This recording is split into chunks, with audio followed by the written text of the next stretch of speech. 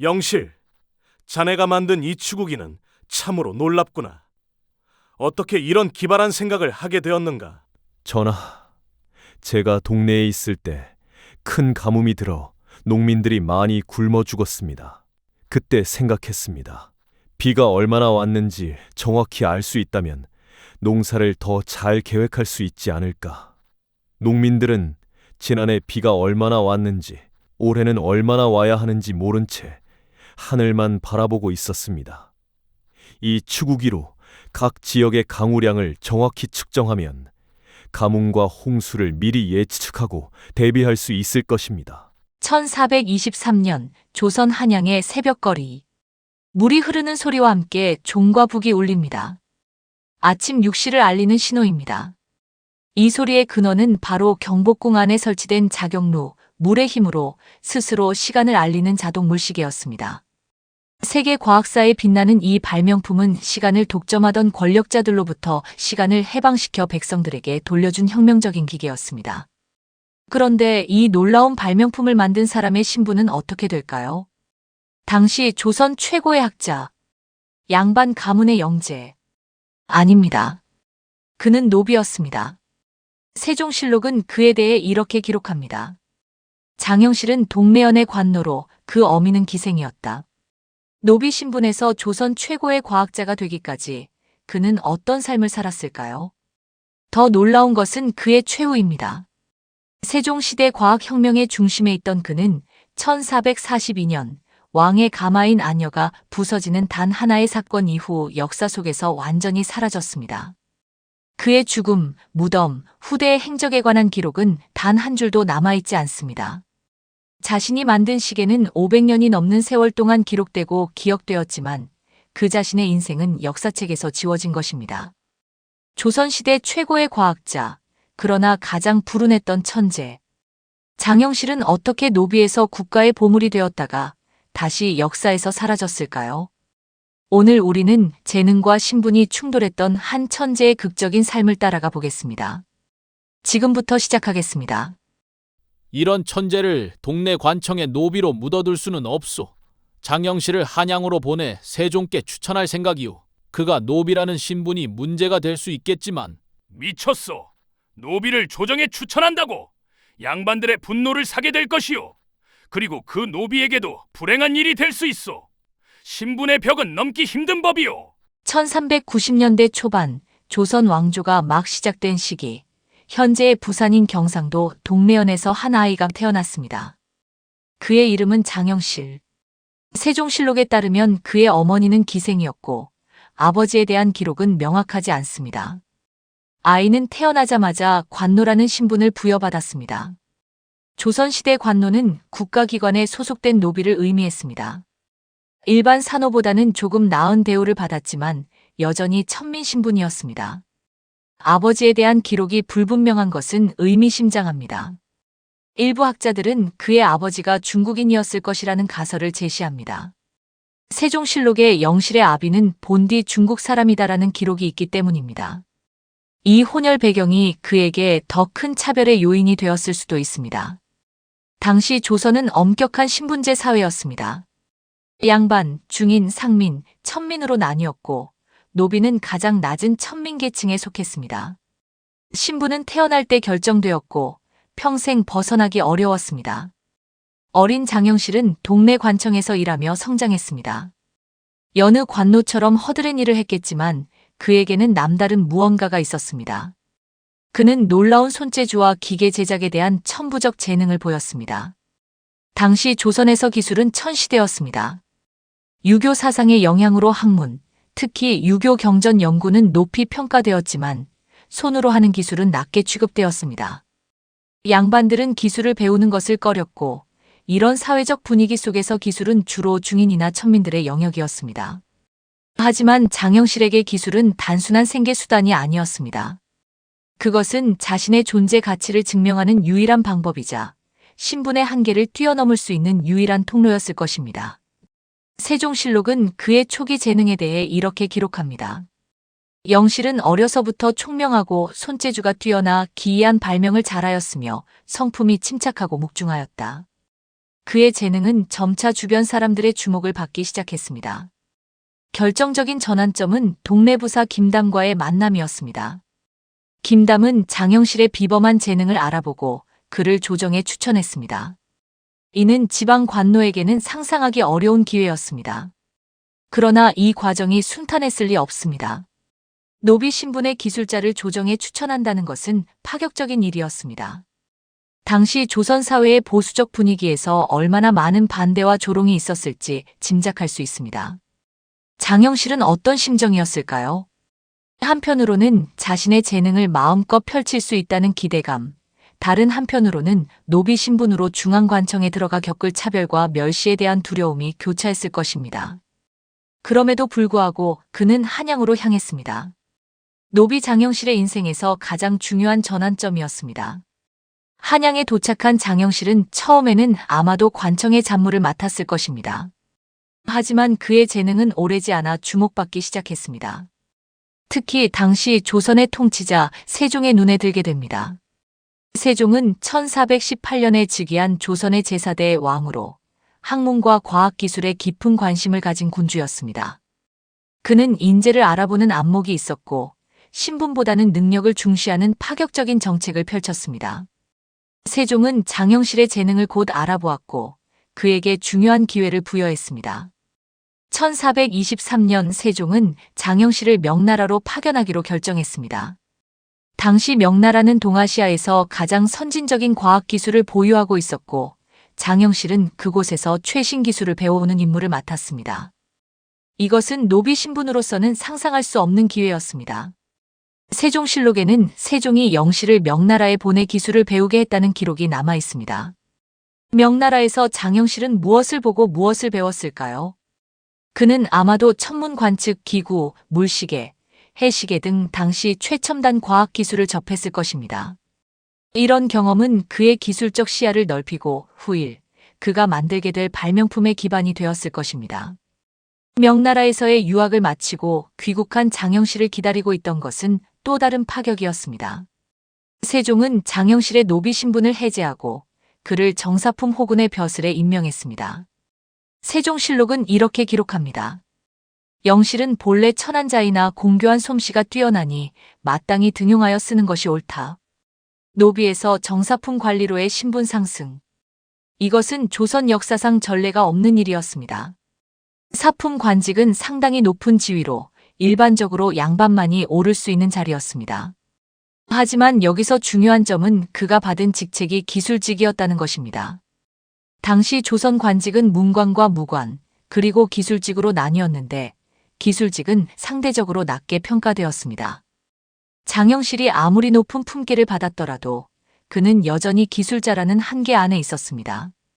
그럼에도 불구하고 이것은 그의 인생에서 가장 큰 도약이었습니다. 노비에서 관리로, 지방기술자에서 궁중과학자로. 장영실은 이제 자신의 재능을 마음껏 펼칠 준비가 되어 있었습니다. 과거제 시험을 장영실에게도 응시하게 하라. 내가 직접 그의 시험을 보겠다. 전하, 노비 출신을 과거에 응시시킨다는 것은 국가의 체면과 법도에 어긋납니다. 유교의 가르침은 각자의 분수를 지키는 것을 강조하고 있습니다. 장영실이 세종의 신임을 얻고 본격적으로 활동하기 시작한 시기는 1420년대 중반부터였습니다. 이 시기 그는 세종의 과학기술진흥정책의 핵심 인물로 부상했습니다. 장영실이 만든 첫 번째 주요 발명품은 자격루였습니다. 자격루는 물의 흐름을 이용해 시간을 측정하고 자동으로 종과 북을 쳐서 시각을 알리는 장치였습니다. 세종실록은 자격루의 제작 과정을 상세히 기록합니다. 세종 16년인 1434년 장영실, 이천, 김돈 등에게 명하여 자격루를 만들게 하였다. 물이 흐르는 힘으로 기계 장치가 움직이며 시간에 따라 자동으로 종과 북을 쳤다. 당시 조선은 물론 세계적으로도 이런 자동화된 시계는 매우 선진적인 기술이었습니다. 자격루는 단순한 시계가 아니었습니다. 그것은 시간을 독점하던 권력층으로부터 시간을 해방시켜 일반 백성들에게 알리는 혁명적인 장치였습니다. 자격루는 경복궁 안에 설치되었고 그 종소리와 북소리는 한양 전역에 울려 퍼졌습니다. 백성들은 이 소리를 듣고 정확한 시간을 알 수 있었습니다. 이것은 세종의 애민정신과 장영실의 과학적 천재성이 만난 결과물이었습니다. 장영실의 두 번째 주요 발명품은 앙부일구였습니다.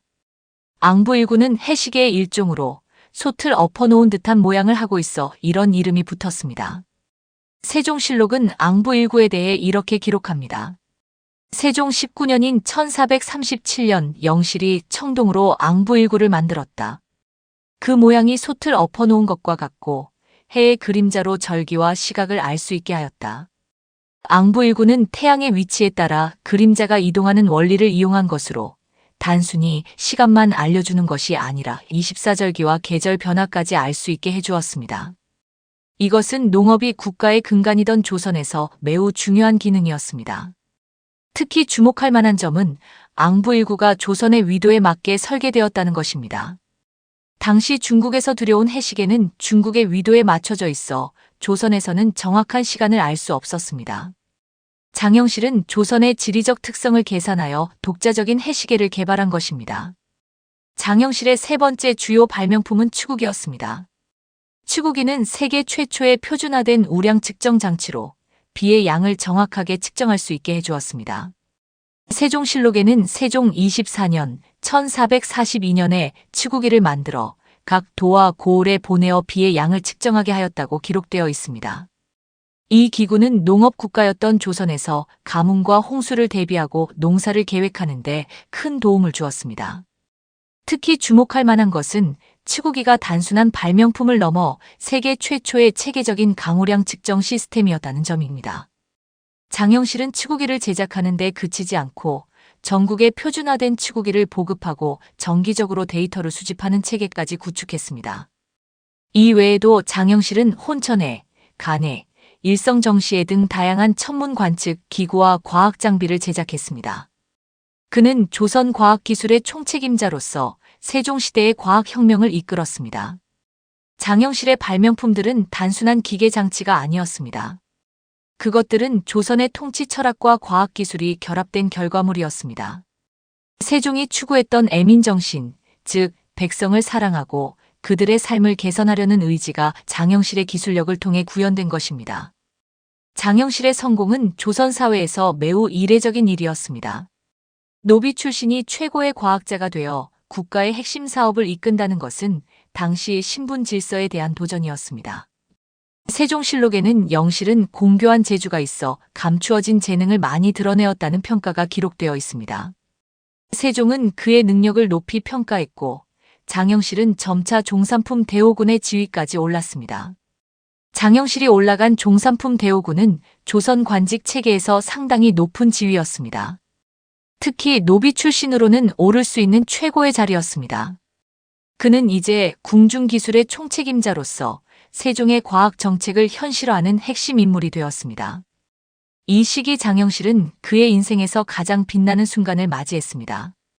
그의 발명품은 조선의 과학기술을 세계적 수준으로 끌어올렸고 백성들의 삶을 실질적으로 개선했습니다. 그는 신분의 한계를 뛰어넘어 자신의 재능으로 인정받은 조선 역사상 가장 극적인 성공 사례였습니다. 하지만 이 영광의 순간은 오래 지속되지 않았습니다. 장영실 앞에는 그가 예상치 못한 비극적 운명이 기다리고 있었습니다. 자네에게 중요한 일을 맡기겠네. 이 은자를 받고 아녀의 일부 목재를 부실하게 만들게. 장영실이 감독하는 아녀일세.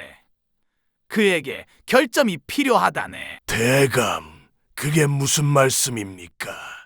임금님이 타시는 아녀를, 그건 불경죄에 해당합니다. 저는 감히 1442년 3월 15일 조선 왕실에 중대한 사고가 발생했습니다. 세종이 탄 가마인 아녀가 갑자기 부서진 것입니다. 세종실록은 이 사건을 상세히 기록합니다. 임금이 경회로에 나아갔다가 돌아오는 길에 아녀가 부서졌다. 임금이 말하기를 이 일은 매우 중대하니 의금부에서 국문하라 하였다. 아녀는 왕이 타는 가마로 국가의 권위를 상징하는 중요한 물건이었습니다.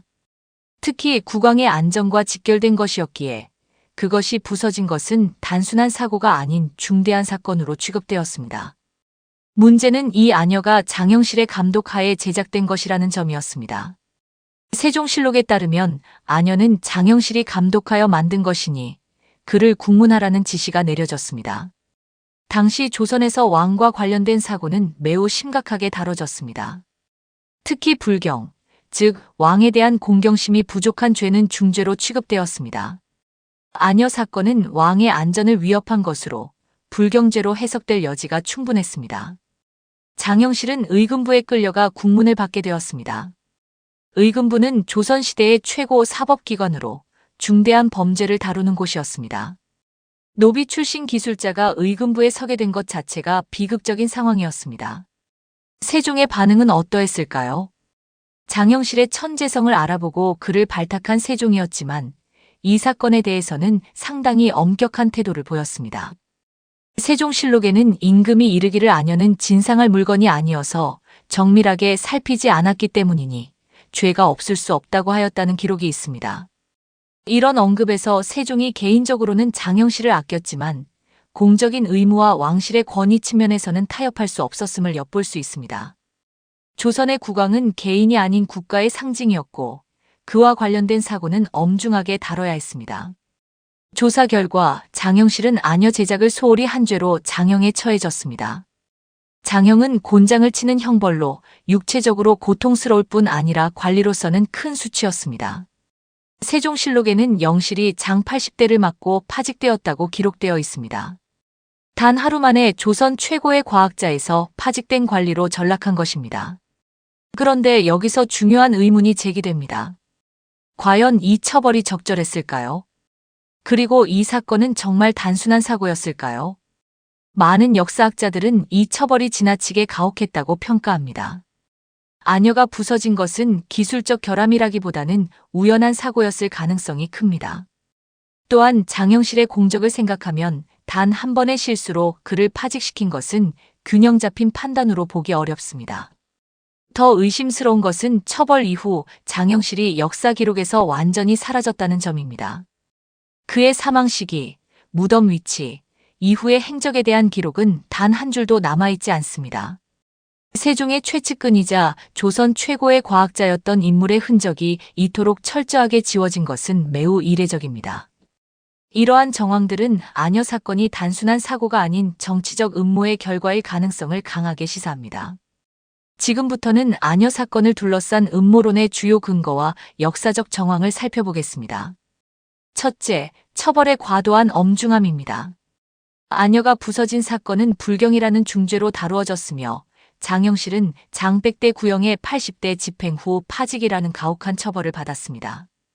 수많은 천문기구를 만든 당대 최고의 기술자가 한 번의 실수로, 게다가 사고 당시 세종의 탑승 여부조차 불확실한 상황에서 이토록 가혹하게 처벌된 것은 형평성에 어긋납니다. 둘째, 기록의 완전한 단절입니다. 파직 이후 장영실에 관한 어떤 기록도 조선왕 조실록에 남아있지 않습니다. 최고의 공신이자 세종의 최측근이었던 인물의 기록이 흔적도 없이 사라진 것은 단순히 파직 이상의 정치적 혹은 외교적 압력이 작용했을 가능성을 시사합니다. 셋째, 세종의 태도 역시 의문입니다. 장영실에게 큰 총애를 보였던 세종이 왜 그를 복직시키지 않았는지, 왜 그의 처벌을 최종적으로 승인했는지에 대한 의문이 남습니다. 세종이 자신의 의지와 장영실의 보호를 포기해야 할 만큼 이 사건의 배후에 강력한 압력이 있었을 가능성이 있습니다. 그렇다면 이 음모의 주체는 누구였을까요? 가장 유력한 가설은 장영실의 출세를 못마땅하게 여긴 보수 세력들의 누적된 질시입니다. 장영실이 노비에서 종산품 대오군까지 오르는 과정 자체가 능력보다 신분을 중시하는 사대부 관료들의 기득권을 정면으로 위협했습니다. 실제로 세종실록에는 장영실에게 관직을 내릴 때 이미 황희 등 소수의 신하만이 찬성하고 대다수의 관료들이 천한자는 안 된다며 반대했던 기록이 남아 있습니다. 또한 장영실은 천문학, 시계, 금속 활자, 무기 등 기술 관료들이 맞지 않던 핵심 사업을 총괄하며 엄청난 권한을 가졌습니다. 이러한 기술직 천민 출신의 독주는 수많은 정통 관료들의 시기와 질투를 샀을 것입니다. 이런 상황에서 아녀 사건은 장영실을 제거하려는 반대 세력에게 절호의 명분을 제공했습니다. 왕의 안전이라는 대의명분을 앞세워 개인적인 시기가 아니라 국법과 불경죄라는 이름으로 장영실을 합법적으로 숙청했을 가능성이 높습니다. 또 다른 흥미로운 가설은 명나라와의 외교 문제입니다. 조선이 독자적인 천문기구인 혼천에 간이와 역법인 달력을 개발하고 사용한다는 것은 중화 사상을 바탕으로 한 명나라의 질서에 대한 도전으로 비칠 수 있었습니다. 명나라는 천문기구의 제작 및 독자적인 역법 사용을 황제국만의 권한으로 여겼기 때문입니다. 장영실은 이 독자적인 천문 사업의 핵심 주체였습니다. 만약 명나라 측에서 이 문제를 외교적으로 제기하거나 압력을 가했을 경우 세종은 명나라의 분노를 장영실 한 사람에게 집중시켜 책임을 묻고 은밀히 그를 보호하기 위해 역사 기록에서 지웠을 수도 있습니다. 실제로 장영실 파직 후 세종이 간이대, 즉 천문 관측 시설을 명나라 사신들이 볼 수 없는 궁궐 구석으로 옮기게 했다는 기록이 남아 있습니다. 이 역시 외교적 위협 가능성에 무게를 더합니다. 물론 세종실록의 공식 기록은 장영실이 아녀 제조 감독 소홀로 처벌받았다는 것입니다. 그러나 장영실의 신분적 특수성, 평생 누적된 기득권층의 반발, 그리고 가혹한 처벌 후에 완벽한 기록 소멸이라는 정황적 증거들은 단순 사고가 아닌 누군가의 시기나 정치적 음모가 사건의 규모를 확대시키고 그의 파멸을 이끌었다는 강력한 개연성을 제시합니다. 어떤 이유였든 아녀 사건 이후 장영실은 역사의 어둠 속으로 사라졌습니다. 조선 최고의 과학자였던 사람이 어떻게 삶을 마쳤는지 우리는 알 수 없습니다. 시간을 정확히 재는 자경루를 만든 천재가 역설적이게도 자신의 흔적은 시간 속에 모두 지워버린 채 사라진 것입니다. 역사의 아이러니가 여기보다 더 극명한 곳이 있을까요? 아녀가 부서진 것은 중대한 사건입니다. 장영실의 감독 소홀로 왕의 안전이 위협받았으니 이는 분명 불경죄에 해당합니다. 한 번의 실수로 그의 모든 공적을 무시할 수는 없습니다. 자경루, 앙부일구, 추국이 이런 위대한 발명품을 만든 사람입니다. 좀 더 가벼운 처벌은 안 되겠습니까? 장영실은 조선 역사에서 가장 극적인 삶을 산 인물 중 하나입니다. 노비라는 최하층 신분에서 조선 최고의 과학자로 올라섰다가 단 하나의 사건으로 모든 것을 잃고 역사 속에서 완전히 사라졌습니다. 그가 우리에게 남긴 유산은 무엇이고 그의 삶에서 어떤 교훈을 얻을 수 있을까요? 장영실이 남긴 첫 번째 유산은 그의 발명품들입니다. 자경루, 앙부일구, 추구기 등은 당대 세계 최고 수준의 과학기술이었습니다. 특히 추구기는 세계 최초의 표준화된 강우량 측정 도구로 근대 기상학의 시작을 알리는 혁신적인 발명이었습니다. 그의 발명품들은 단순한 기계가 아니었습니다. 자경루는 시간을 독점하던 권력층에서 해방시켜 백성들에게 돌려주었고, 추구기는 가뭄과 홍수를 예측하여 농민들의 삶을 개선했습니다. 이것은 과학기술이 어떻게 사회적 진보와 결합할 수 있는지를 보여주는 사례였습니다.